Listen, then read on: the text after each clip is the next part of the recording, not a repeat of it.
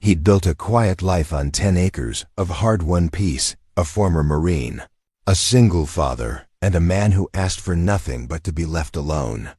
But when a convoy of black SUVs rolled onto his property without permission, and a billionaire heiress stepped out flanked by armed security, everything he'd fought to protect was suddenly on the line. What started as a boundary dispute became something far more dangerous and far more unexpected. She was untouchable, surrounded by wealth and walls no ordinary man could breach. He was unbreakable, forged by war and fatherhood into something her money couldn't buy. In a single moment of confrontation, two worlds collided. Was it a clash that would destroy them both, or the beginning of something neither saw coming? If you believe some encounters are too powerful to ignore, stay with us until the very last word. And don't forget to subscribe. You won't want to miss what happens next. Before we jump back in, tell us where you're tuning in from, and if this story touches you. Make sure you're subscribed, because tomorrow, I've saved something extra special for you. The valley stretched wide and green beneath a sky so clear it hurt to look at. 10 acres of rolling pasture land bordered by oak trees older than memory, a 2-story farmhouse with white shutters that needed paint, and a barn that leaned just enough to show its age but not enough to fall. This was the kind of place where a man could breathe without someone watching, where the only sounds were wind through grass and the distant call of hawks. Weston Doyle stood on his porch, coffee mug in hand, boots planted on weathered wood that had known 3 generations of his family. The morning sun cut long shadows across the driveway, and for a moment, everything was exactly as it should be, peaceful, quiet. Then he heard the engines, not 1, but 3. The low, synchronized rumble of expensive machinery moving in formation. Weston set his mug down on the porch rail and narrowed his eyes toward the dirt road that led to his property. A convoy of black SUVs emerged from the tree line, their polished surfaces gleaming like beetles in the sun. They moved with the kind of precision that spoke of training, of coordination, of people who were used to getting where they wanted to go without asking permission. Weston's jaw tightened. He didn't move from the porch, didn't call out, didn't wave. He just watched as the vehicles rolled past the faded "No Trespassing" sign he'd posted at the property line and continued up his driveway, as if they owned the place. The lead SUV stopped 20 feet from his porch. The other 2 flanked it in a wide V formation, engines still running. For a long moment, nothing happened. Then the rear door of the center vehicle opened, and a woman stepped out. She was tall, dressed in a charcoal gray suit that probably cost more than Weston's truck. Her dark hair pulled back in a way that suggested control down to the smallest detail. Her heels clicked against the gravel as she took 3 steps forward, then stopped, waiting as if the world would rearrange itself to suit her schedule. From the passenger side of the same SUV, a man emerged, broad-shouldered, wearing a tactical vest over a black shirt, sunglasses that hid his eyes, and the kind of expression that said he was paid to solve problems before they became problems. He didn't speak, just positioned himself 2 steps behind the woman and scanned the property with the methodical attention of someone trained to assess threats. 2 more men stepped out from the flanking vehicles. Same build, same gear, same posture. Security, professional, armed, though they kept their hands visible and their weapons holstered. Weston didn't flinch. He'd seen worse than 3 guys in tactical vests. He'd been worse than 3 guys in tactical vests. The woman tilted her head slightly, as if noticing him for the first time, though he knew damn well she'd clocked him the moment her vehicle crested the hill. She took a breath, smoothed the front of her jacket, and spoke. "Good morning. My name is Sienna Elliott. I represent Elliott Global Holdings. I believe there's been some confusion regarding the property boundaries in this area, and I'd like to discuss a potential resolution that benefits both parties." Her voice was smooth, practiced, the kind of tone that had closed deals in boardrooms across the country. But there was something else underneath it. A faint threat of expectation, as if she was already certain this conversation would end the way she wanted.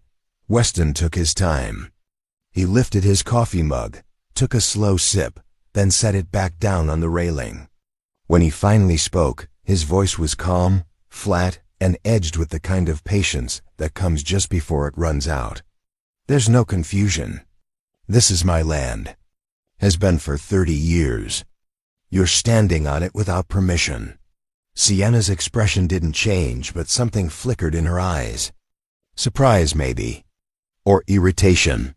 She glanced at the man beside her, who pulled a tablet from a shoulder bag and tapped the screen a few times before handing it to her. According to county records, she said. Her tone still measured.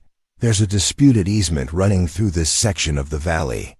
My company has been in negotiations with the previous landowner to secure access rights for a development project. I was under the impression those negotiations were ongoing.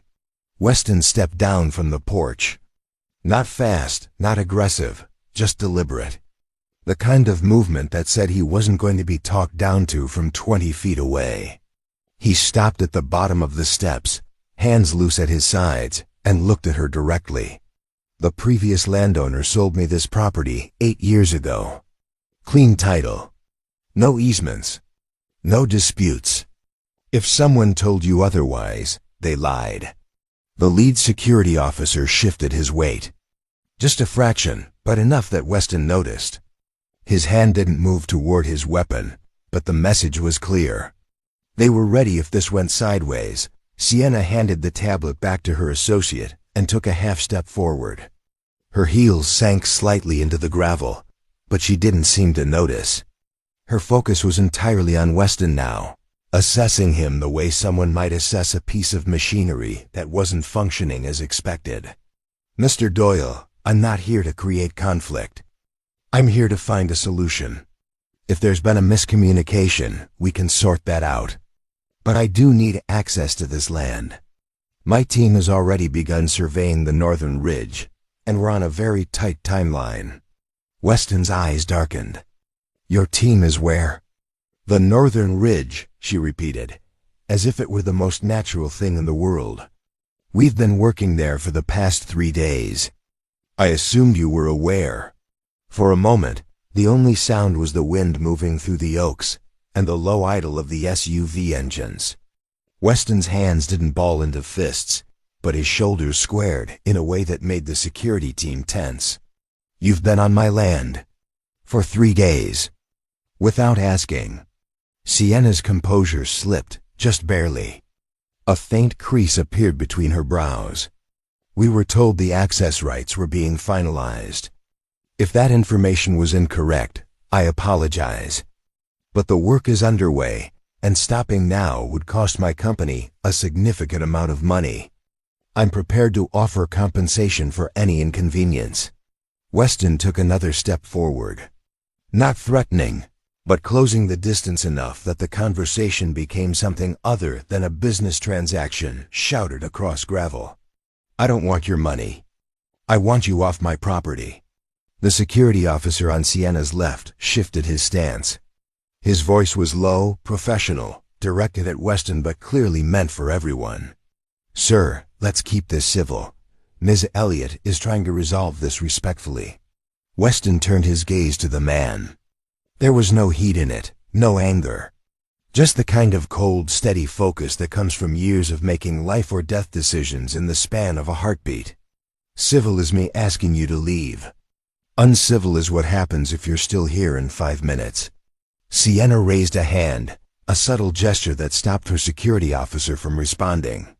She studied Weston for a long moment, and for the first time since she'd stepped out of that SUV. Something like curiosity crossed her face. You're serious? As a heart attack. She glanced back at the vehicles, then at the ridge beyond the barn where her survey team was presumably still working. When she looked at Weston again, her expression had shifted.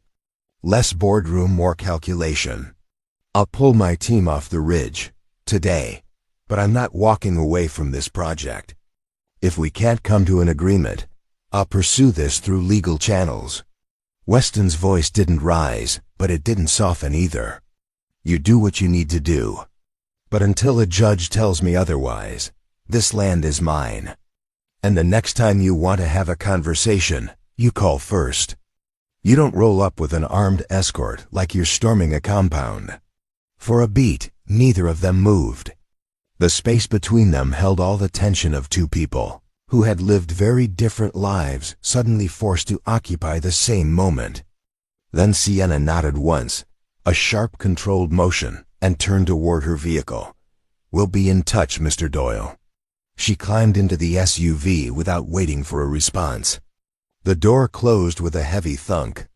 The security team filed back into their respective vehicles with the same disciplined efficiency they'd arrived with. Engines revved. Gravel crunched. And within 60 seconds, the convoy was rolling back down the driveway, leaving nothing but dust and the faint smell of exhaust. Weston stood there until the last vehicle disappeared beyond the tree line. Then he turned, walked back up the porch steps, and picked up his coffee. It had gone cold, but he drank it anyway. His eyes still fixed on the dirt road, as if he could will the whole encounter into something that hadn't just happened. Preparing and narrating this story took us a lot of time, so if you are enjoying it, subscribe to our channel. It means a lot to us. Now back to the story. Behind him, the screen door creaked open. A boy, maybe 10 years old, with tousled brown hair and a t-shirt that had seen better days, stepped out onto the porch. He looked at his father, then at the empty driveway, then back at his father. "Who was that?" the boy asked. Weston set the mug down and exhaled slowly. "Trouble." The town of Ashford sat in the crook of the valley like a worn-out boot, comfortable and familiar, but showing its age. Main Street stretched for 6 blocks, lined with brick storefronts that had been there since before the interstate rerouted most of the traffic. A hardware store, a diner with a neon sign that flickered on rainy nights, a post office that doubled as the town's gossip exchange, and a small grocery where everyone knew your name and your business. Weston pulled his truck into the gravel lot behind the diner and cut the engine. The boy in the passenger seat, his son Eli, was already unbuckling his seatbelt, eyes on the door like a dog who knew where the good scraps came from. "Can I get pancakes?" Eli asked. "You had cereal 2 hours ago." "That was breakfast." "This is second breakfast." Weston shook his head, but there was a faint smile tugging at the corner of his mouth. "You've been watching too many movies." They climbed out of the truck and headed inside. The diner smelled like coffee and bacon grease, the kind of smell that lived in the walls and the vital booth seats. A bell chimed above the door as they entered, and the woman behind the counter looked up with a grin that could light up a cave. "Weston Doyle, as I live and breathe. Twice in 1 week. You trying to make me think you're sociable?" Her name was Tessa McCarthy, and she'd been running the diner since her father passed 10 years ago. She was sharp-tongued, quick with a coffee pot, and had a memory for faces that bordered on supernatural. "Just feeding the kid," Weston said, sliding into a booth by the window. Eli climbed in across from him and immediately started building a tower out of the sugar packets. Tessa walked over with 2 menus, though she didn't bother handing them out. She already knew what they'd order. "Heard you had some fancy visitors this morning," she said, pouring coffee into the mug in front of Weston without asking. "Black SUVs, suits, the whole parade." Weston raised an eyebrow. "Word travels fast. Honey, in this town, word travels before it even happens." "So what did they want?" Weston glanced at Eli, who was now stacking creamer cups on top of the sugar packets with the kind of focus usually reserved for defusing bombs. He lowered his voice just enough to keep the conversation between adults. "They think they own my land. Or part of it. Some development company trying to push through." Tessa's expression darkened. "Elliott Global?" Weston's eyes sharpened. "You know them?" "Know of them. They've been sniffing around the county for months. Bought up half the ridge on the east side. Started surveying land they don't own yet.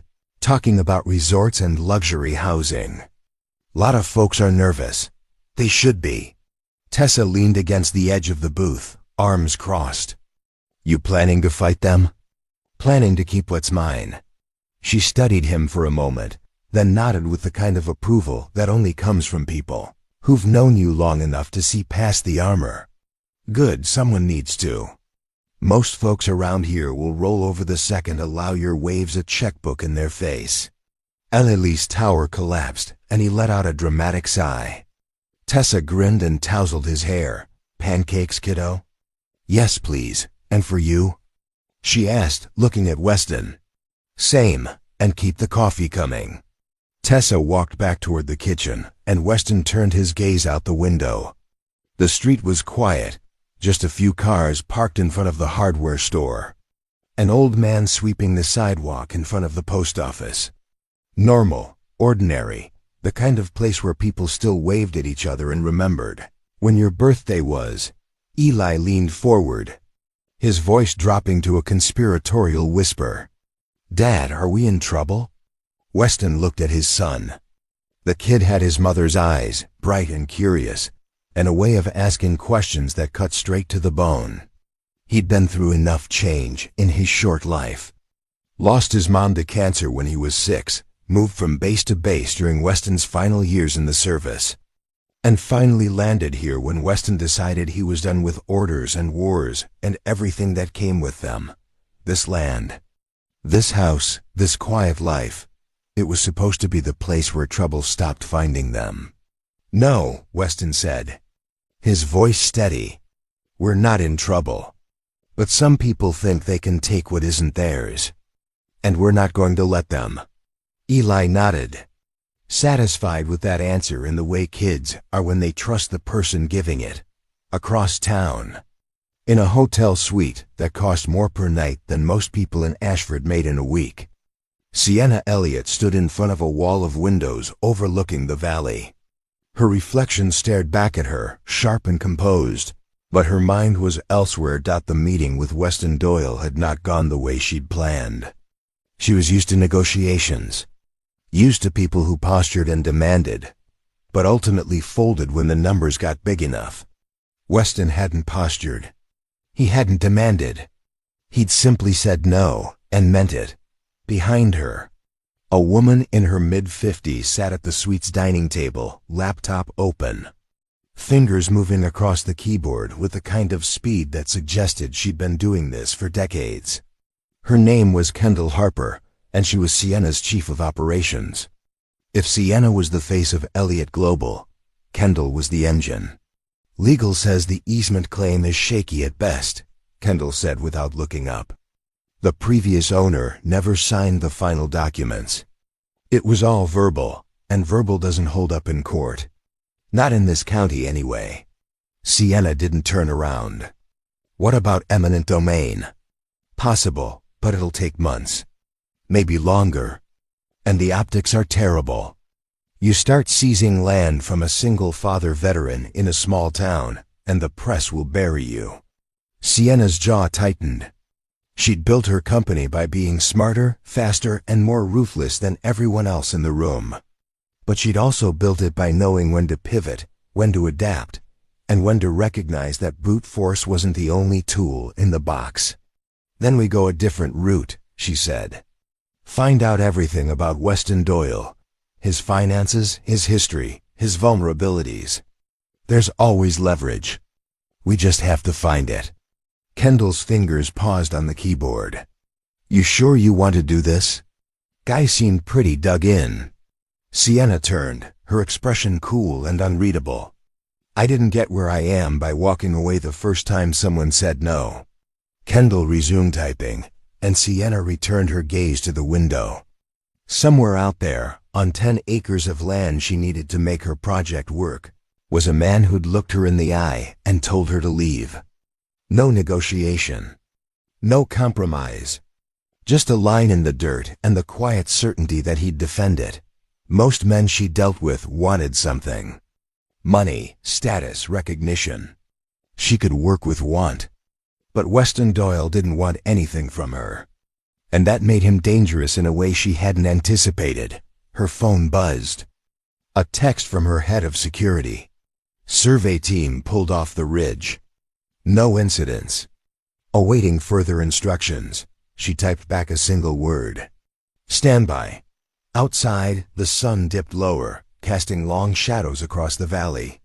And in the space between two worlds, one built on wealth and power, the other on soil and stubbornness, a line had been drawn. Neither side knew yet how deep it would cut, or what it would cost to hold. The law office of Brennan and Associates sat on the second floor of a brick building that had once been a bank. The original vault door still stood in the back hallway, now used to store old case files and forgotten wills. The waiting room smelled like coffee and old paper. And the chairs were the kind that made you sit up straight, whether you wanted to or not. Weston sat in one of those chairs. Hat in his hands, boots leaving faint dust marks on the worn carpet. Across from him, behind a desk cluttered with folders and a computer that looked older than Eli, sat Roland Brennan, the only attorney in Ashford who didn't work for the county or the bank. Roland was in his 60s. Gray-haired, with glasses that slid down his nose every time he leaned forward to read something. He'd handled Weston's property purchase 8 years ago. And he'd done it with the kind of thoroughness that made you trust him even when the news wasn't good. Right now, the news wasn't good. They're not bluffing, Roland said, tapping a stack of papers on his desk. Elliott Global filed a formal claim with the county yesterday. They're arguing that the previous landowner entered into a verbal agreement granting them access rights to the northern section of your property. They've got affidavits, survey maps, even a few emails that suggest negotiations were ongoing. Weston's expression didn't change, but his knuckles went white around the brim of his hat. Verbal agreements don't mean anything. Verbal agreements don't mean anything. In most cases, you'd be right. But they're not just claiming a verbal agreement. They're claiming it was part of a larger transaction that was interrupted when the previous owner passed away.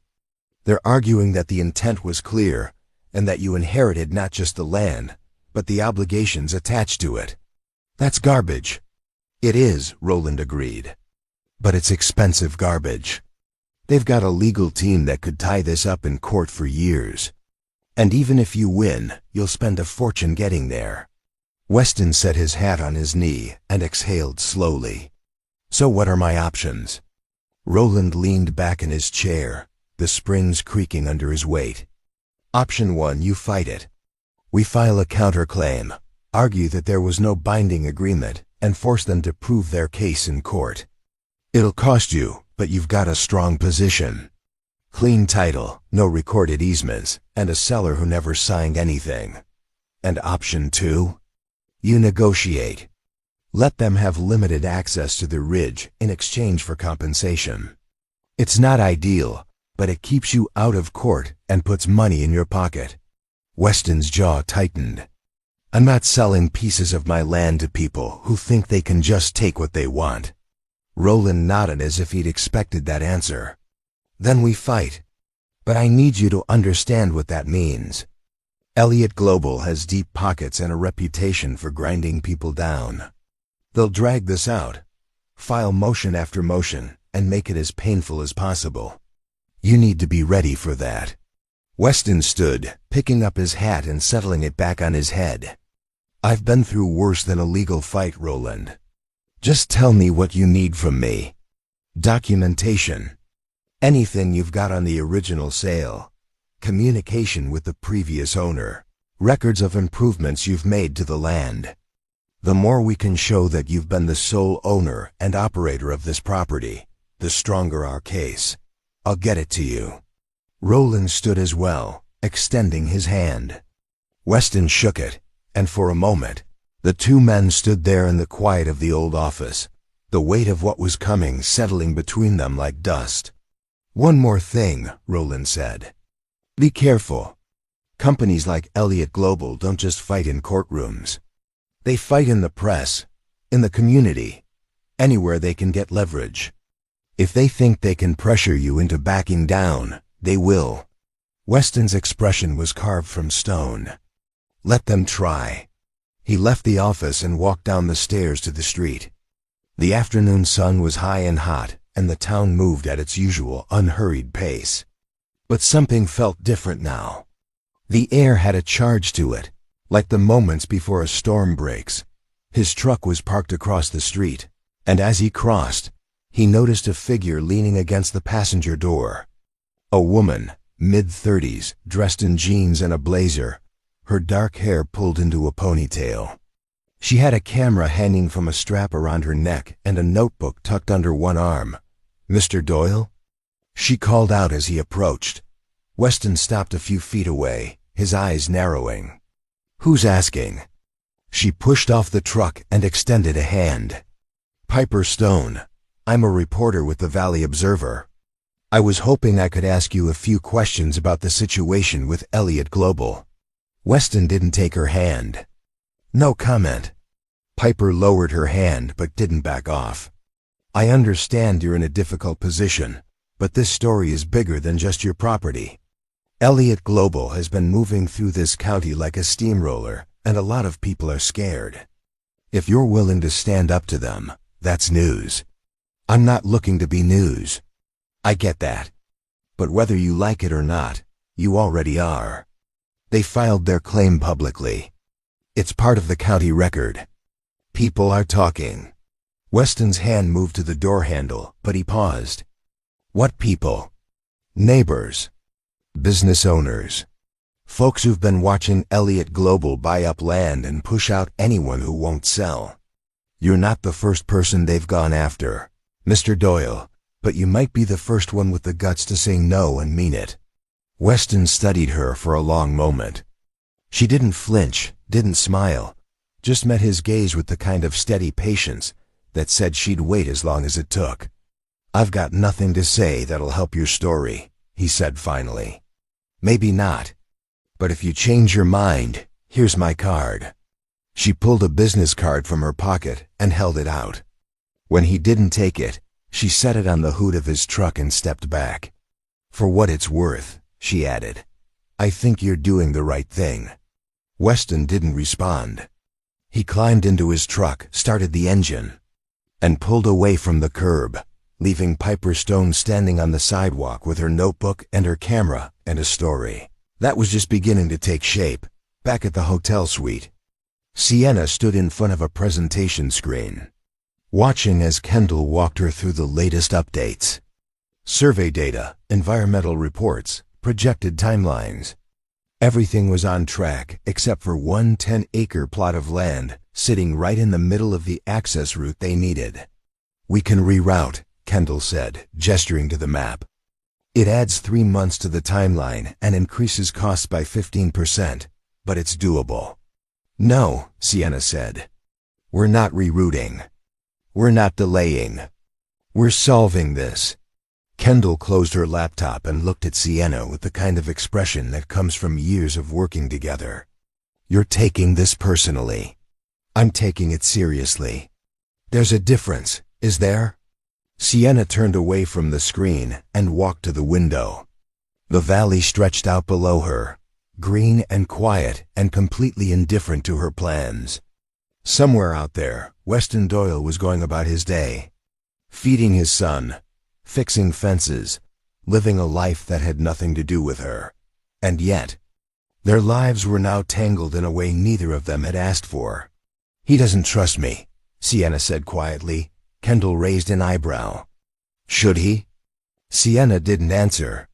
Instead, she picked up her phone and scrolled through the background report her team had compiled on Weston Doyle. Former Marine, honorably discharged, widower, single father. No criminal record, no debt, no scandals. Just a man who'd bought a piece of land and wanted to be left alone. The report also included a note at the bottom, flagged by her head of security. Subject shows signs of advanced tactical awareness. Recommend caution in any direct engagement. Sienna set the phone down and exhaled slowly.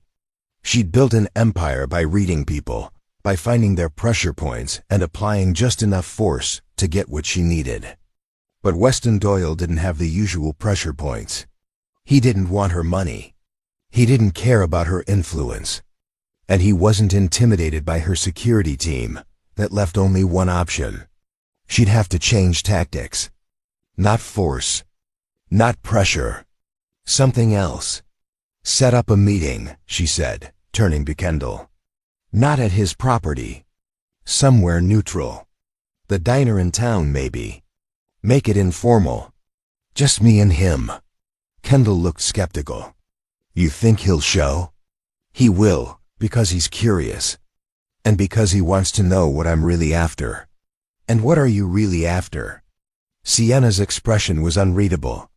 A solution. One that works for both of us. Kendall didn't look convinced, but she nodded and pulled out her phone to make the arrangements. Outside, the sun began its slow descent toward the western hills, and the shadows grew longer across the valley. The chess pieces were moving into position, and neither player was willing to concede the board.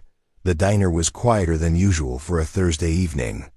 Most of the regulars had already come and gone, leaving behind empty coffee cups and the faint smell of fried onions.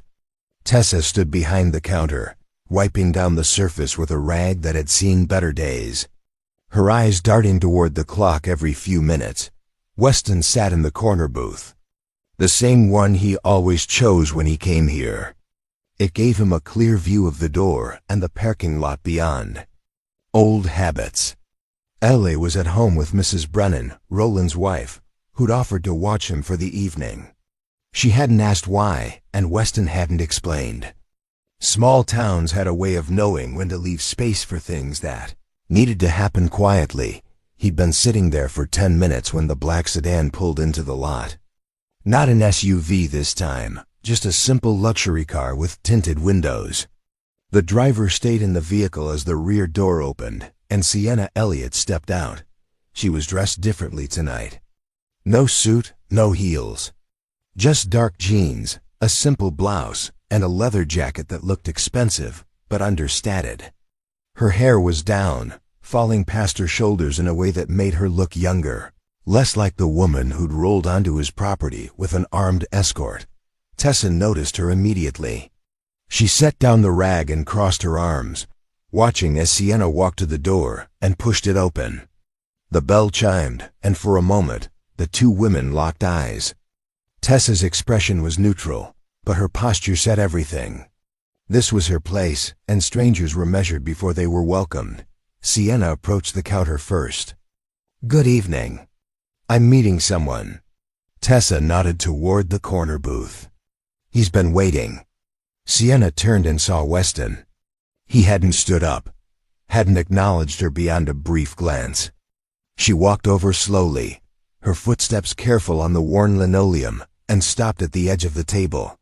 Thank you for agreeing to meet, she said. Weston gestured to the seat across from him. Didn't agree to anything. You asked. I showed up. There's a difference. I showed up. There's a difference. Sienna slid into the booth, setting her bag on the seat beside her.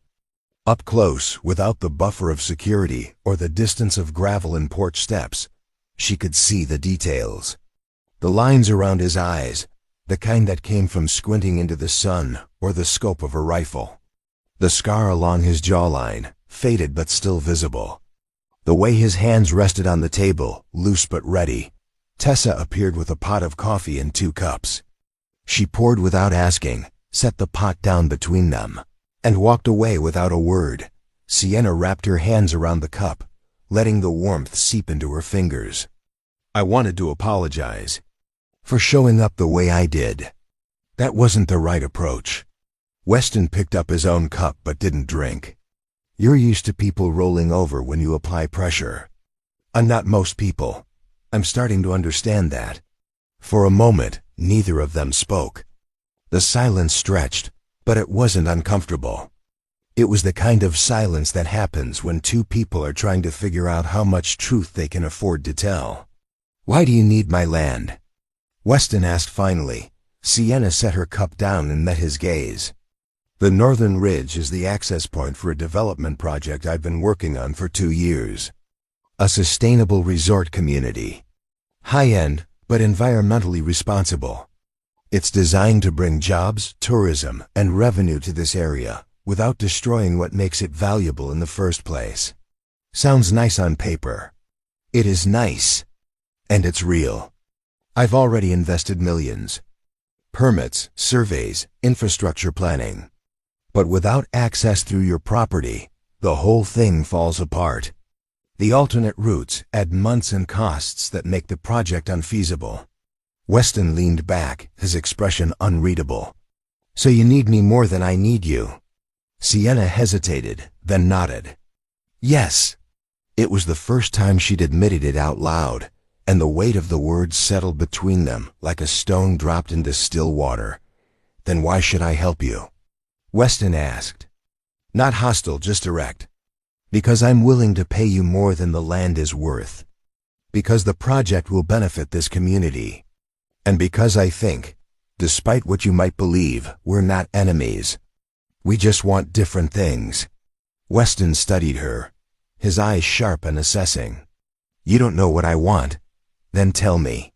He was quiet for a long moment, his fingers tracing the rim of his coffee cup. When he spoke, his voice was low but steady. I want to raise my son somewhere he can grow up without looking over his shoulder. I want him to know what it feels like to own something that can't be taken away by someone with more money or more lawyers. I want peace. And your project, no matter how pretty you paint it, threatens that. Sienna absorbed the words, feeling the weight of them in a way she hadn't expected. She'd heard 1,000 pitches, 1,000 justifications, 1,000 reasons why people wanted what they wanted. But there was something different in the way Weston spoke. No performance, no posturing. Just the truth, plain and unadorned. I understand, she said quietly. Do you? She looked out the window at the darkening sky and the valley beyond. I grew up in a house where everything was conditional. Love, approval, safety. It all depended on performance, on being the right version of myself at the right time. I spent my whole life building something that couldn't be taken away. My company, my reputation, my control. So yes, I understand wanting something solid. Something that's yours. Weston's expression softened, just a fraction. It wasn't trust, not yet, but it was recognition. A crack in the armor. Tessa reappeared with 2 plates of pie, setting them down without comment. Apple, still warm, with steam curling off the lattice crust. She walked away before either of them could refuse it. Sienna looked down at the pie, then at Weston. Is this a peace offering or a test? Both, Weston said, picking up his fork. Tessa doesn't waste good pie on people she doesn't think are worth the effort. Sienna took a bite. The pie was perfect, sweet and tart, and exactly what she needed without knowing she needed it. She closed her eyes for a moment, letting herself enjoy something simple and uncomplicated. When she opened them, Weston was watching her. Not with suspicion, but with something closer to curiosity. You're not what I expected, he said. Neither are you. They ate in silence for a while. The tension between them easing into something that wasn't quite friendship, but wasn't hostility either. Outside, the last of the daylight faded, and the streetlights flickered on one by one. I can't give you the land, Weston said finally. But I'll think about a compromise. Limited access, specific terms, and a contract that protects my property and my family. No promises. But I'll think about it. Sienna nodded slowly. That's more than I expected when I walked in here. Don't get used to it. A faint smile crossed her face. Noted. She reached into her bag and pulled out a business card, setting it on the table between them. My personal number. If you want to talk, call me directly. No lawyers, no security. Just us. Weston picked up the card, turning it over in his fingers before tucking it into his shirt pocket. I'll be in touch. Sienna stood, leaving a $20 bill on the table, even though the pie hadn't been on any menu. Weston didn't stop her. She walked to the door, paused, and looked back. Thank you for hearing me out." Weston raised his coffee cup in a silent acknowledgement, and she stepped out into the night. The sedan pulled away, taillights disappearing down the road. And Weston sat alone in the booth, staring at the half-eaten pie and wondering what he'd just agreed to consider. Tessa came over and refilled his coffee. "She's trouble, I know, but not the kind you expected." Weston looked up at her. "No, not the kind I expected." Tessa smiled, just a little. "Good. You've been alone long enough, Weston. Maybe it's time you remembered what it's like to let someone in, even if it's complicated." Weston didn't answer. He just drank his coffee and watched the empty road, knowing that whatever happened next, things had already started to change. 3 days after the meeting at the diner, a late-season storm rolled into the valley without warning. The sky turned the color of old bruises, and the wind picked up with enough force to rattle windows and send loose branches skittering across the road. By mid-afternoon, the rain came in sheets, heavy and relentless, turning the dirt roads into rivers of mud. Weston was in the barn when he heard the first crack of thunder. Ayla was inside the house, supposedly doing homework but more likely building something elaborate out of blocks.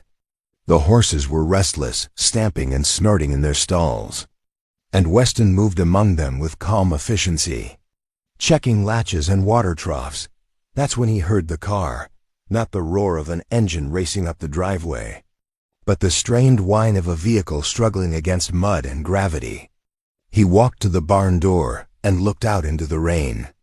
A sedan, sleek and expensive and completely wrong for these conditions, was stuck halfway up the drive, its wheels spinning uselessly in the deep ruts. Weston grabbed his jacket and hat, pulling both on as he stepped into the downpour. The rain hit him like a slap, cold and hard, soaking through his clothes in seconds. He jogged toward the car, boots sinking into the mud with every step. The driver's door opened, and Sienna Elliott climbed out, her business casual outfit already drenched, her hair plastered to her face. She looked at the stuck car, then at Weston, and for the first time since he'd met her, she looked completely out of her element. "I didn't think the rain would be this bad," she said, raising her voice over the storm. "You're not from around here," Weston said flatly. "This is what rain looks like." He moved to the front of the car, crouching to inspect the wheels. They were buried deep, the undercarriage resting on a ridge of mud. It wasn't going anywhere without help. "Come on," he said, straightening. "You can't stay out here." Sienna hesitated, glancing back at the car as if leaving it felt like abandoning ship. But another crack of thunder decided for her, and she followed Weston as he led the way toward the house. They reached the porch just as the rain intensified, drumming against the roof like 1,000 impatient fingers. Weston pushed the door open and stepped inside, water dripping off him in streams. Sienna followed, shivering despite herself. Eli appeared in the hallway, eyes wide. "Dad, there's a lady." "I noticed," Weston said. "Eli, go grab some towels from the bathroom, and maybe one of those old blankets from the closet." Eli ran off, his footsteps echoing through the house. Weston turned to Sienna, who stood awkwardly in the entryway, dripping onto the worn hardwood floor. "Why are you here?" he asked, not unkindly, but with genuine confusion. Sienna wiped the rain from her face. "I wanted to bring you something. A proposal. Terms for the access agreement. I thought if I delivered it in person, it might carry more weight than an email. In the middle of a storm. I didn't check the weather." Despite himself, Weston almost smiled. Clearly. Eli returned with an armful of towels and a thick quilt that had seen better days.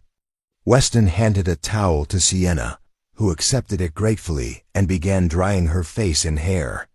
The warmth of the house was already starting to seep into her bones, chasing away the chill. "You should get out of those wet clothes," Weston said. "I'll find you something dry." Sienna looked down at herself. Her blouse was see-through now, clinging to her skin, and her jeans were caked with mud. She nodded, too cold and too tired to argue. too cold and too tired to argue. Weston disappeared into a bedroom and returned a moment later with a flannel shirt and a pair of sweatpants. "They'll be big, but they're dry. Thank you." He pointed her toward the bathroom, and she vanished down the hall. Weston stood in the kitchen, peeling off his own wet jacket and hanging on a hook by the door. Ailey watched him with the kind of curious intensity that only kids can manage. "Is she staying for dinner?" Eli asked. "Looks like it. Are we having the good mac and cheese or the regular kind?" Weston ruffled his son's hair. "We'll make it the good kind." 20 minutes later, Sienna emerged from the bathroom wearing Weston's clothes. The sleeves of the flannel rolled up 3 times and the sweatpants cinched tight at the waist. Her hair was still damp, but she'd pulled it back into a loose braid. She looked smaller somehow, less like a billionaire and more like someone who'd just walked through a storm and survived. Weston was at the stove, stirring a pot of something that smelled rich and savory. Eli sat at the kitchen table, coloring in a notebook with the focused determination of an artist. "Hope you like chili," Weston said without turning around. "I do," Sienna said, though she couldn't remember the last time she'd eaten anything that hadn't been catered or delivered. She sat down across from Eli, who looked up from his coloring and studied her with the unflinching honesty of a child. "You're the lady who wants Dad's land," Eli said. Sienna blinked. "I am. Are you a bad guy?" "Eli," Weston said, a warning in his voice. "It's okay," Sienna said. She looked at Eli, considering the question seriously. "I don't think I'm a bad guy. But I think your dad and I want different things, and that makes it complicated." Eli nodded as if this made perfect sense. "Dad says complicated is just another word for hard work." Sienna glanced at Weston, who shrugged. Kids got good instincts. They ate together at the small kitchen table, bowls of chili steaming in front of them, cornbread on the side. The storm continued to rage outside, but inside the house, it was warm and quiet. Sienna found herself relaxing in a way she hadn't in years, the constant hum of her phone and her schedule and her obligations fading into the background. Ailey told a rambling story about a frog he'd found by the creek, complete with sound effects and dramatic reenactments. Weston listened with the patience of a father who'd heard 1,000 such stories and would happily hear 1,000 more. And Sienna, despite herself, laughed. After dinner, Eli was sent to bed with only minimal protest. Weston and Sienna moved to the living room, where a fire crackled in the old stone fireplace. Sienna sat on the couch, the quilt draped over her shoulders, and Weston settled into an armchair across from her. "You didn't have to do this," Sienna said. "Let me in, feed me, give me dry clothes," I intruded. "You got stuck in a storm," Weston said. "What kind of person would I be if I left you out there? Most people would." "Then most people are idiots." Sienna smiled, a real smile this time, not the polished version she wore in boardrooms. "You're not what I expected, Weston Doyle. You keep saying that, because it keeps being true." They sat in silence for a while, the fire casting flickering shadows on the walls. Outside, the storm began to ease, the rain softening from a roar to a steady patter. "I brought the proposal," Sienna said, reaching for her bag, which Weston had brought in from the car. She pulled out a folder, slightly damp but still intact, and handed it to him. Weston opened it and scanned the first page. Access rights limited to a specific route, duration capped at 18 months, financial compensation, liability protections, and a clause that required all work to be approved by him in advance. "This is fair," he said, looking up at her. "I'm not trying to take advantage of you. I'm trying to find a solution." Weston set the folder down on the coffee table. "I'll read through it properly. Talk to my lawyer. But yeah, this looks like something I can work with." Sienna exhaled, relief washing over her. "Thank you." "Don't thank me yet. I haven't signed anything." "Still, this is more than I hoped for." The fire popped, sending a spray of sparks up the chimney. Sienna pulled the quilt tighter around her. shoulders, and for a moment, she looked almost vulnerable. "Can I ask you something?" Weston said. "Sure. Why does this project matter so much to you? You've got money, success, everything most people dream of. Why fight this hard for a resort in the middle of nowhere?" Sienna was quiet for a long time, her eyes on the fire. When she finally spoke, her voice was softer than he'd ever heard it. "Because I want to build something that lasts. Something that isn't just about profit or power. My father built an empire, but it was hollow. All transactions, no heart. When he died, I inherited it, and I've spent 10 years trying to turn it into something real. This project, this valley, it's my chance to prove that you can do good business and good work at the same time." Weston nodded slowly. "That's a better answer than I expected. You keep saying that too." They talked late into the night, the conversation drifting from business to family, to the kinds of stories people tell when the walls come down. Weston told her about his time in the service, the things he'd seen, and the reasons he'd walked away. Sienna told him about growing up in a world where everything had a price tag, even love. By the time the storm passed and the stars began to poke through the clouds, something had shifted between them. Not friendship, not yet, but the beginning of understanding. A recognition that maybe, just maybe, they were more alike than either had wanted to admit. The morning after the storm, the valley looked scrubbed clean. Sunlight poured through the trees, and the air smelled like wet earth and fresh grass. Weston stood on his porch with a cup of coffee, watching as a tow truck pulled Sienna's sedan out of the mud. She stood nearby, back in her own clothes, which had dried overnight by the fire. "I'll send someone to fix the ruts in your driveway," she said as the sedan was loaded onto the flatbed. "Don't worry about it," Weston said. "Rain does that every year. I'll smooth it out." She turned to face him, and for a moment, neither of them spoke. The easy intimacy of the night before still lingered, but the daylight brought reality back with it. "I meant what I said," Sienna said, "about the proposal. I'll wait for your answer." "I'll call you," Weston said. She nodded, climbed into the tow truck's passenger seat, and disappeared down the driveway. Weston watched until she was out of sight, then turned back to the house where Eli was already awake and demanding pancakes.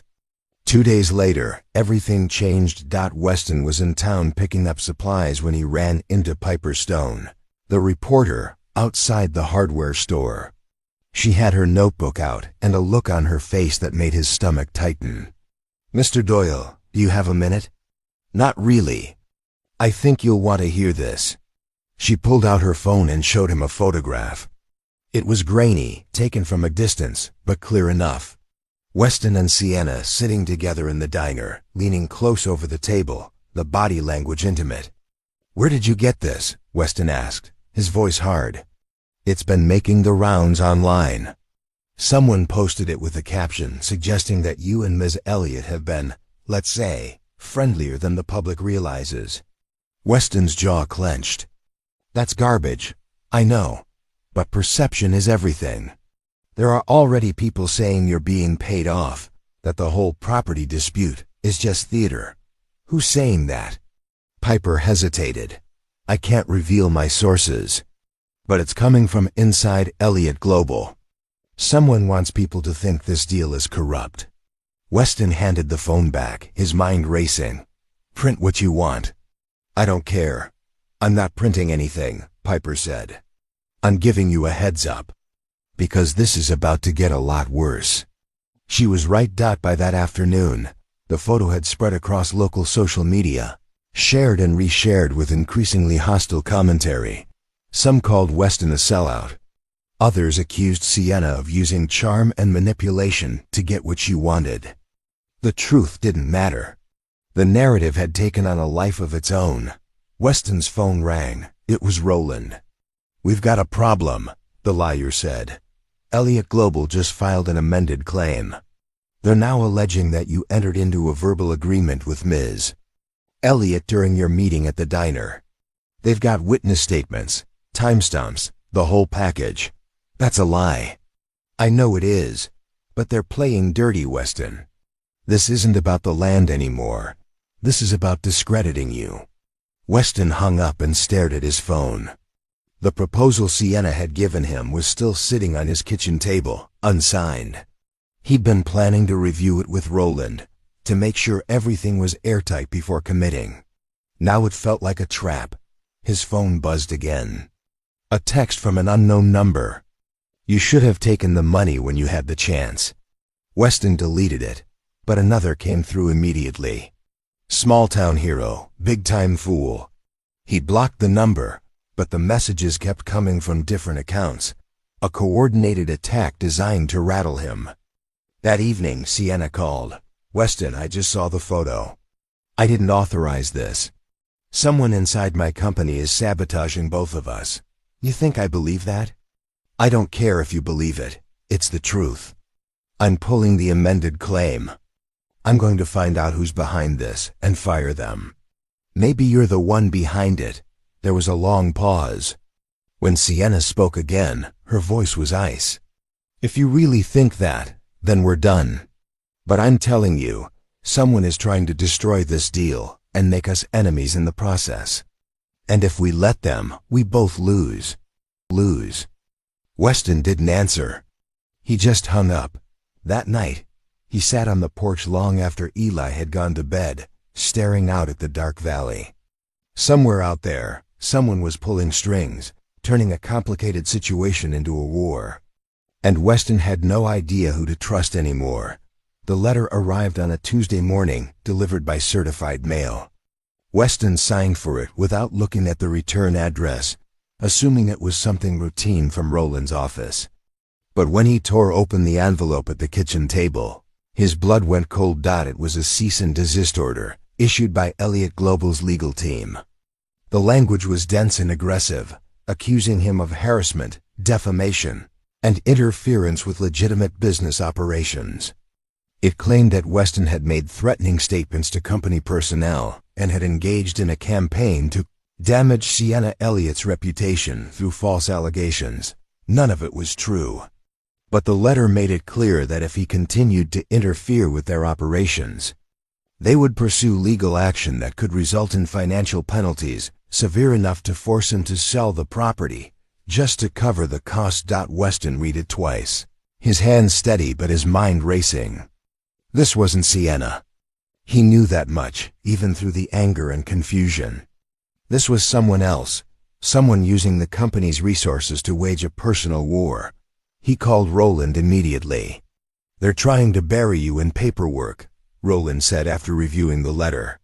This is intimidation, plain and simple. But responding to it will cost you money and time. And that's exactly what they want. So what do I do? You could ignore it. Call their bluff. Or you could fight back. But that means hiring additional counsel, filing counterclaims, and getting dragged through a process that could take months.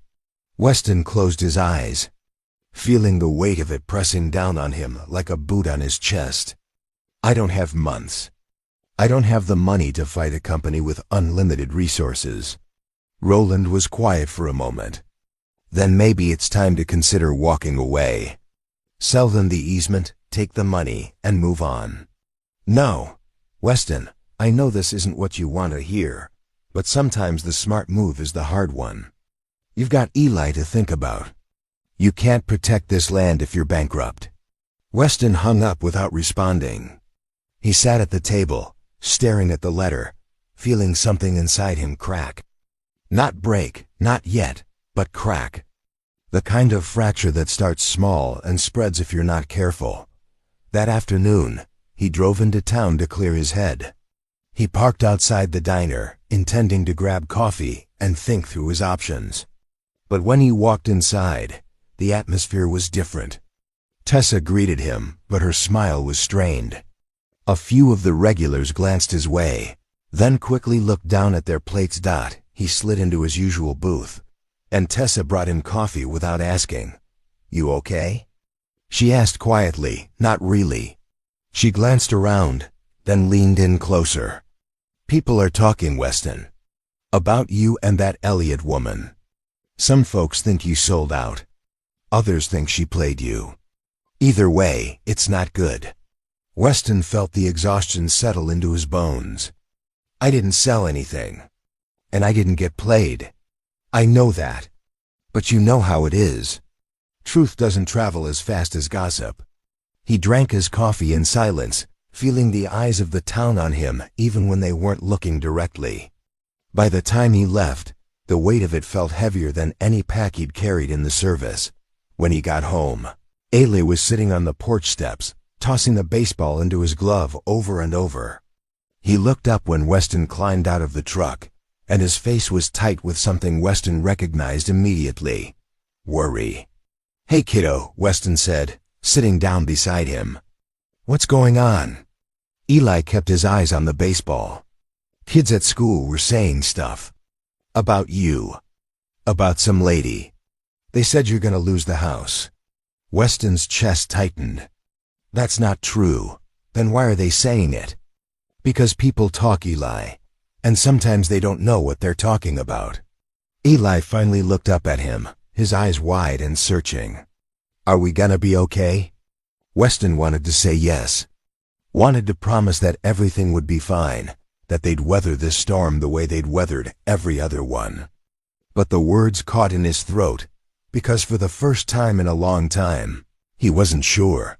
Instead, he pulled Eli close and wrapped an arm around his shoulders. We're gonna do everything we can to make sure we are. That's all I can promise right now. Eli nodded against his side. And they sat there together as the sun dipped lower in the sky, casting long shadows across the land Weston had fought so hard to keep, across the valley. In her hotel suite, Sienna sat in front of her laptop, staring at the internal audit report Kendall had just sent over. The findings were damning. Someone inside Elliott Global had been leaking information, manipulating documents, and using company resources to wage a personal campaign against both her and Weston. The name at the center of it all was Colin Shaw, her VP of Acquisitions. A man she'd trusted for 5 years, someone who'd been with her since the early days of the company's expansion. Kendall stood nearby, arms crossed. He's been working with a competing firm. They wanted the Valley project to fail so they could swoop in and buy the land at a discount. He's been feeding them information and sabotaging your negotiations from the inside. Sienna's hands curled into fists. Where is he now? I've already suspended his access to company systems. He's in his office waiting for you. Sienna stood, her face a mask of controlled fury. Good, let's go. The confrontation was brief and brutal. Colin tried to justify himself, claiming he was protecting the company from a bad investment, that Sienna's obsession with the Valley project was clouding her judgment. But when she showed him the evidence, the emails, the financial transfers, the coordination with outside parties, he had nothing left to say. You're fired, Sienna said, her voice cold and final. And I'm referring this to law enforcement. You didn't just betray me. You committed fraud. Colin left the building escorted by security, and Sienna returned to her suite feeling hollow. She'd won that battle, but the war with Weston felt further away than ever. She tried calling him. The phone rang 4 times, then went to voicemail.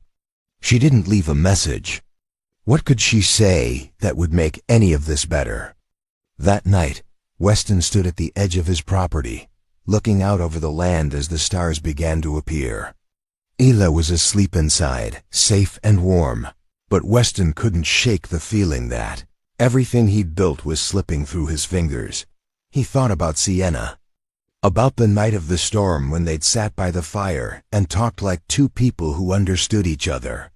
He thought about the proposal still sitting unsigned on his table, about the promise of compromise that now felt like a trap, and he thought about walking away, about selling the land, taking Eli somewhere new, and starting over where no one knew his name or his battles. But even as the thought crossed his mind, he knew he wouldn't. This land was his. This life was his. And he'd be damned if he let anyone take it without a fight. Inside the house, his phone buzzed with a text. He pulled it out and saw Sienna's name. I found who was behind it. He's gone. I'm sorry for everything. Please call me. Weston stared at the message for a long time. Then he turned off his phone and walked back inside, closing the door behind him. Morning came too early. Weston woke to the sound of his phone buzzing on the nightstand, a relentless rhythm that dragged him out of sleep. He reached for it, eyes still heavy, and saw Roland's name on the screen. Yeah, he answered, his voice rough. We need to meet, now. There's something you need to see. An hour later, Weston sat in Roland's office, a cup of bad coffee cooling in his hand. Roland had his laptop open, and Piper Stone sat in the chair beside Weston, her notebook balanced on her knee. I've been digging into Elliott Global, Piper said without preamble. Specifically into the internal structure and who's been calling the shots on this Valley project. And I found something. She turned the laptop toward Weston.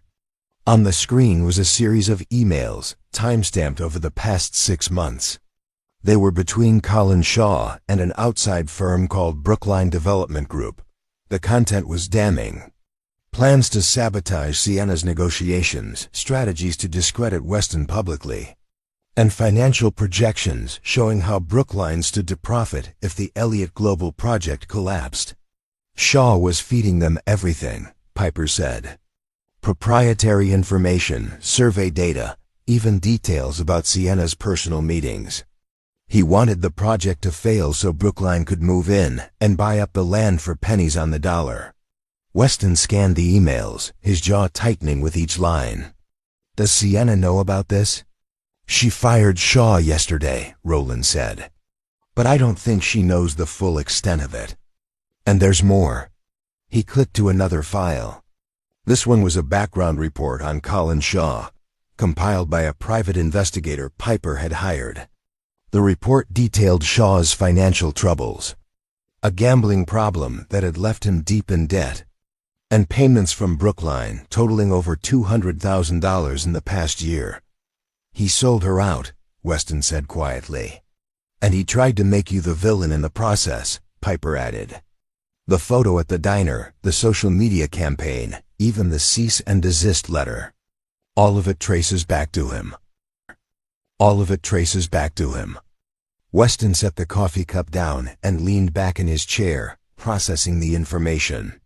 He'd spent the past week believing that Sienna was either complicit or incompetent.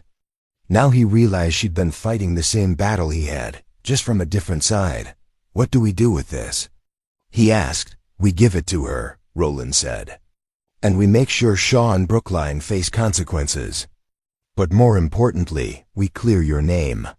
Because right now, this town thinks you're the problem.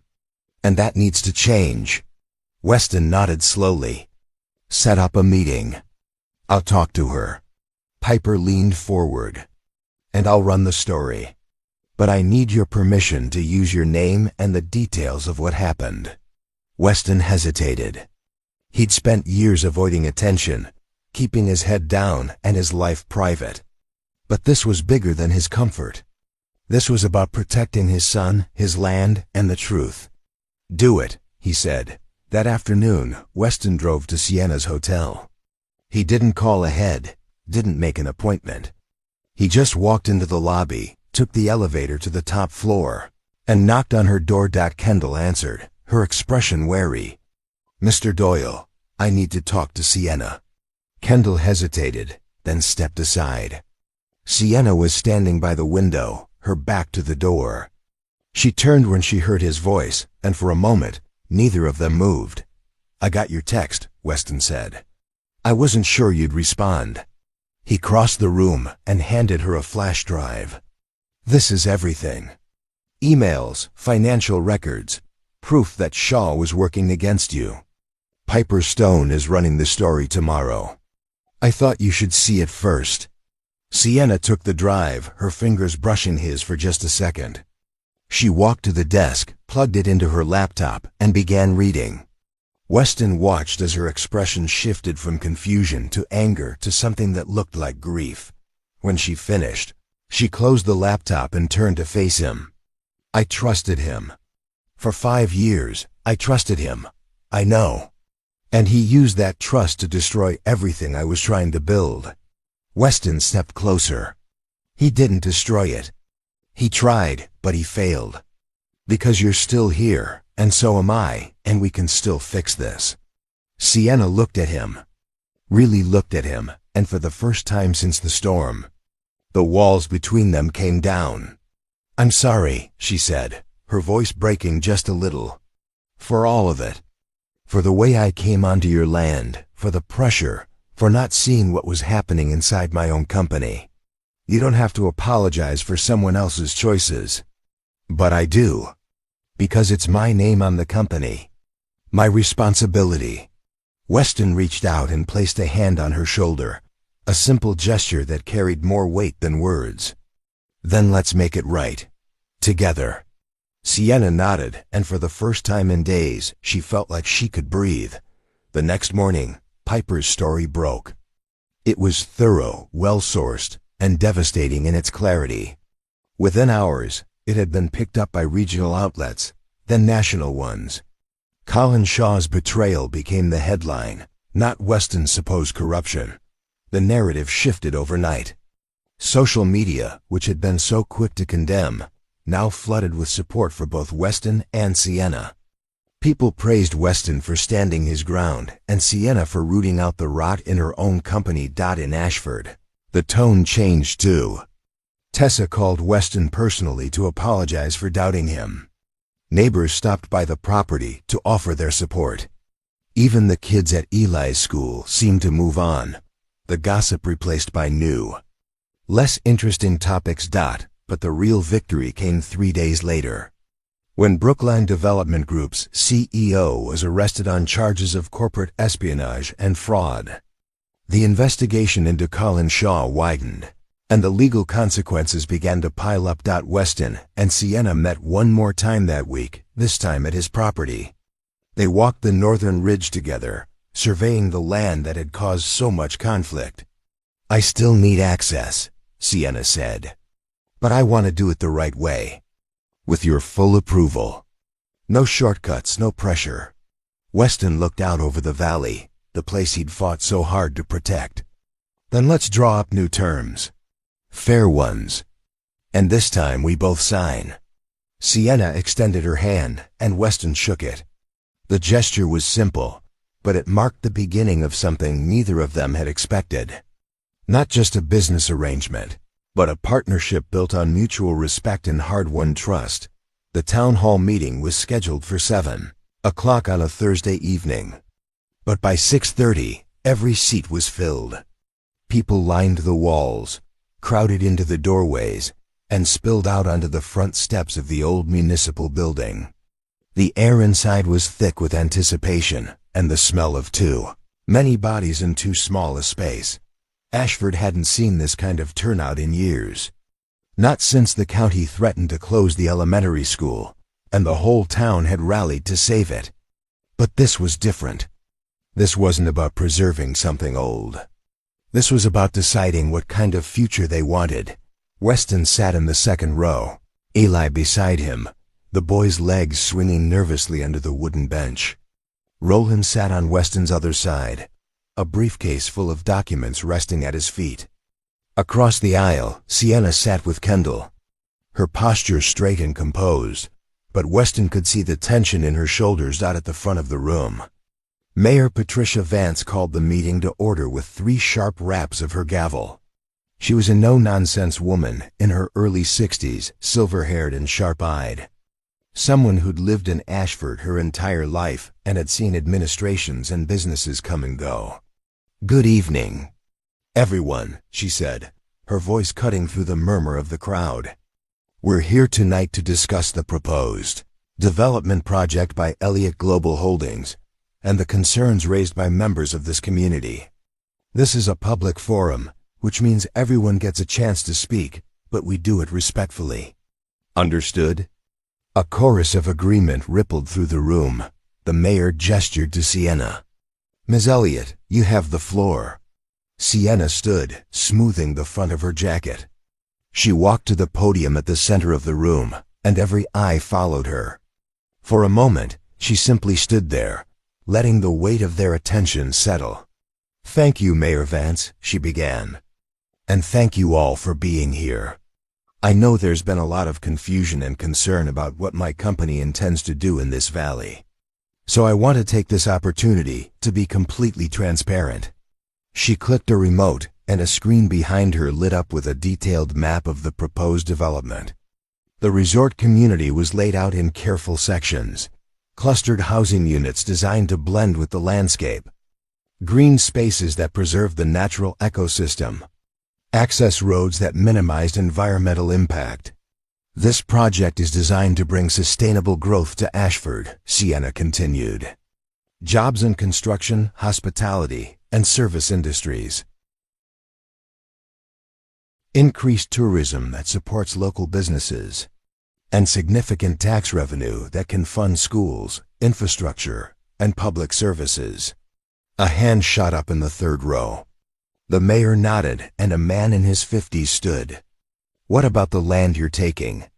What about the people who don't want to sell?" "That's a fair question," Sienna said. "And the answer is simple. We're not taking anything.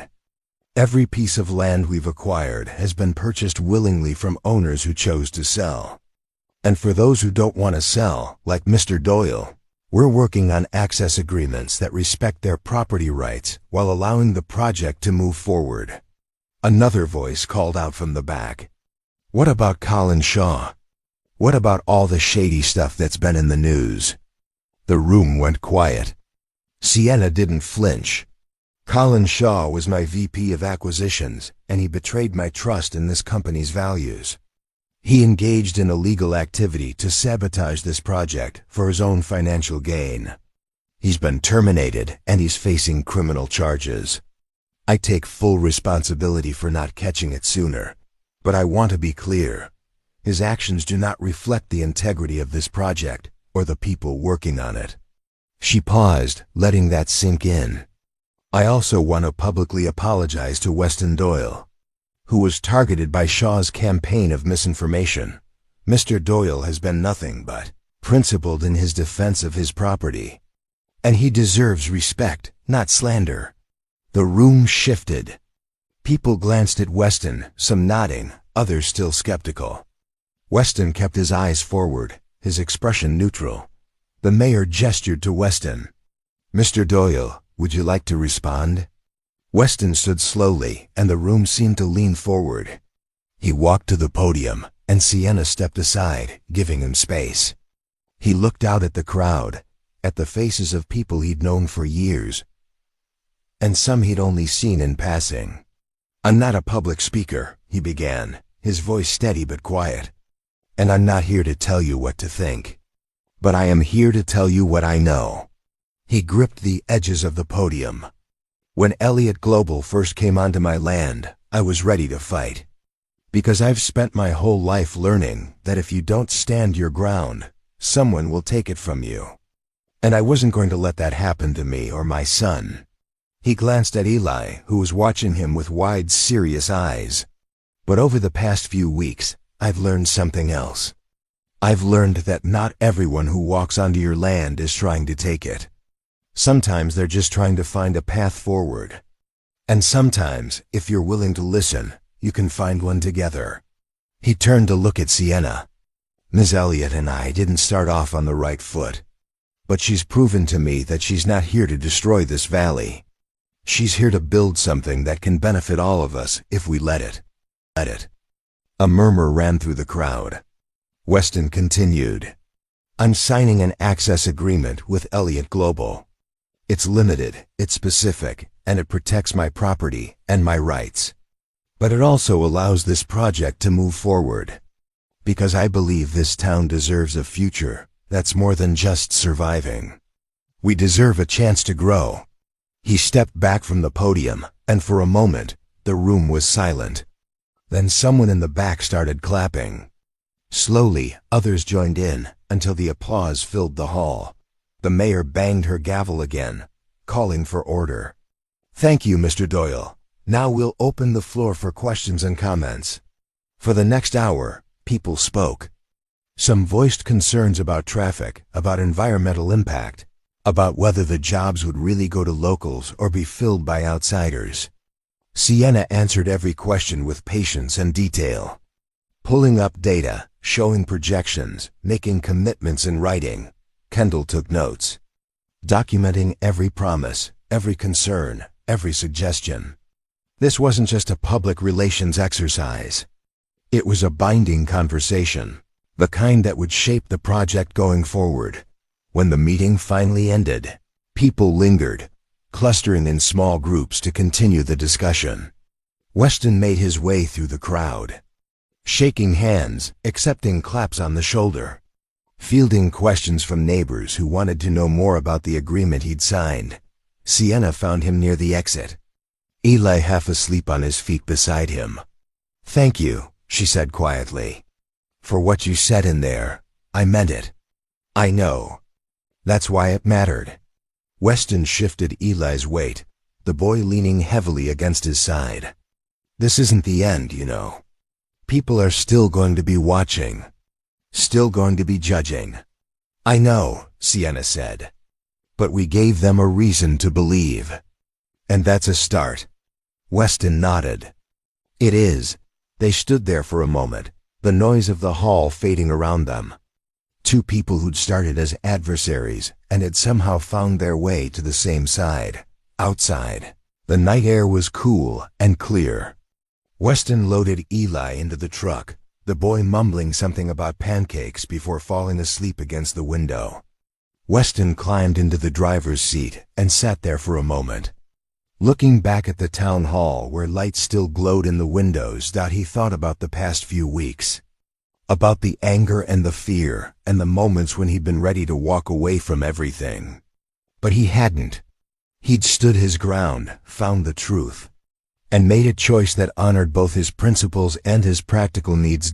As he pulled out of the parking lot and headed home, he felt something he hadn't felt in a long time. Hope. Not the naive kind that ignores reality, but the hard-won kind that comes from facing the worst and choosing to believe in something better anyway. Behind him, in the town hall, Sienna stood with Kendall, reviewing the notes from the meeting. "That went better than I expected," Kendall said. "It did," Sienna agreed. "But the real work starts now." Kendall closed her laptop. "You think he'll hold up his end?" Sienna looked toward the door where Weston had exited, a faint smile crossing her face. "Yeah, I think he will." And for the first time since this whole battle began, she believed they might actually pull this off. Not through force or manipulation, but through the kind of partnership that's built on respect, honesty, and the willingness to see each other as people instead of obstacles. The crowd began to disperse, filing out into the night, carrying with them the seeds of a future that hadn't been written yet, but was starting to take shape. And in the space between what was and what could be, something new was growing, something worth fighting for. 6 months later, the valley had changed in ways both visible and subtle. The construction on the northern ridge had begun, carefully managed and monitored by a team that included local workers and environmental specialists. The access road cut through Weston's property followed the exact path outlined in the agreement, marked by stone pillars that Sienna had insisted on installing, each one engraved with a simple phrase, "Built with respect." Weston stood on his porch one Saturday morning, coffee in hand, watching as a crew worked in the distance. The sound of machinery was faint from this distance, more like a hum than a roar. Eli was in the barn, working on a project of his own, building a treehouse with wood that Sienna's construction team had donated. A car pulled up the driveway, and Weston recognized it immediately. Sienna's sedan, the same one that had gotten stuck in the mud all those months ago. She'd kept it, claiming it reminded her of the night everything started to change. She stepped out, dressed casually in jeans and a light sweater, her hair pulled back in a ponytail. She carried a basket in one hand and waved with the other. "Morning," she called as she approached the porch. "Morning," Weston replied, setting his mug on the railing. "What brings you out here?" "Thought I'd bring breakfast. Tessa packed enough food for an army, and I figured you and Eli could help me make a dent in it." She climbed the steps and set the basket down. Inside were fresh pastries, fruit, and what looked like Tessa's famous cinnamon rolls. Weston raised an eyebrow. "You're bribing me with baked goods now? Is it working?" "Depends on whether there's coffee in there, too." Sienna laughed and pulled out a thermos. "Of course there is." They sat together on the porch steps, the morning sun warming the wood beneath them. In the distance, Eli emerged from the barn, saw Sienna, and came running over with the kind of excitement that only kids can muster for people they've decided are worth their trust. "Miss Sienna, come see what I built." Sienna set down her coffee and stood, letting Eli pull her by the hand toward the barn. Weston followed, a smile tugging at the corner of his mouth as he watched his son chatter excitedly about measurements and angles, and how he'd figured out the best way to anchor the platform dot inside the barn. The treehouse frame stood propped against a workbench, rough but sturdy. Sienna examined it with genuine interest, asking questions that Eli answered with pride. "This is impressive work," she said. "You've got a good eye for structure." Eli beamed. "Dad says if you're gonna build something, build it right. Your dad's a smart man." They spent the rest of the morning together, the three of them. Weston and Sienna helped Eli carry the treehouse frame out to the old oak near the fence line, and together they hoisted it into place. It took patience and teamwork, and more than once they had to stop and recalibrate, but by early afternoon, the platform was secured and Eli was climbing up to test it. "Careful," Weston called, standing below with his arms ready to catch. "I got it, Dad." Sienna stood beside Weston, watching as Eli settled onto the platform and looked out over the property with the satisfaction of someone who'd built something with his own hands. "He's a good kid," she said quietly. "He is." Weston agreed. "He's been through a lot, but he's stronger than he knows. He gets that from you." Weston glanced at her. "Maybe, but he's also learning that it's okay to let people in. That's something I had to relearn myself." Sienna met his gaze, and for a moment, the space between them held all the weight of the journey they'd traveled together. From confrontation to compromise, from suspicion to trust. "I'm glad you did," she said. "Let me in, I mean. Me too." Eli called down from the treehouse. "Can Miss Sienna stay for lunch?" Weston looked at Sienna, a question in his eyes. She smiled. "I'd like that." They walked back to the house together, Eli running ahead to announce that they needed to make the good mac and cheese, not the regular kind. Weston shook his head, but he was already mentally going through the ingredients in the pantry dot. As they reached the porch, Sienna paused. "I've been thinking about something." "Yeah?" "The project is going well. Better than I expected, actually. But I've realized something over these past months. The project was never really about the resort or the revenue. It was about proving I could build something that mattered. Something real." Weston nodded, understanding more than she was saying. "And I think I have," she continued. "But not just the resort. This, what we've built here. The trust, the partnership, the friendship. That matters more than any building ever could." Weston was quiet for a moment, then he reached out and took her hand. It was a simple gesture, but it carried the weight of everything unspoken between them. "You're right," he said. "It does matter. And I'm grateful for it." Inside the house, they made lunch together, the three of them moving around the kitchen with an ease that comes from familiarity and affection. Eli set the table, Sienna grated cheese, and Weston stirred the pot.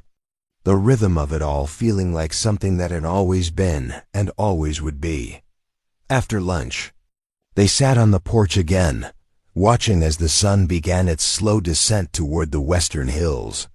The construction noise had stopped for the weekend, and the valley was quiet except for the rustle of wind through the trees and the distant call of birds. I never thought I'd end up here, Sienna said. Sitting on a porch in the middle of nowhere, eating mac and cheese with a Marine and his son.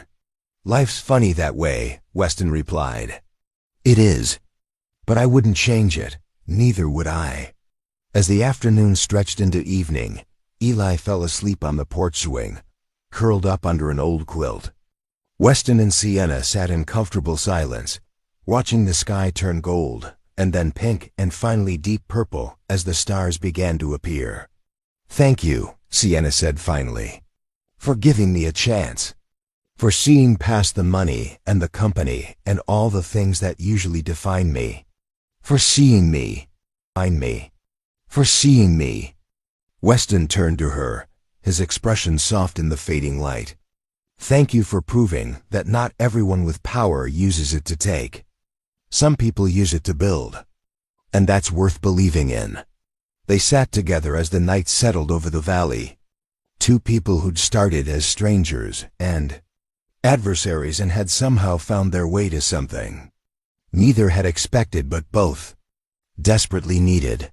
A partnership built on respect, a friendship built on truth, and a future built on the kind of foundation that doesn't crumble when the storms come. Because it was forged in the fire of conflict and tempered by the willingness to choose trust over fear. In the distance, the lights of the construction site glowed faintly, a promise of what was being built. But here, on this porch, with a sleeping boy and two people who'd learned what it meant to stand together, something even more valuable had already been created. A home. A haven.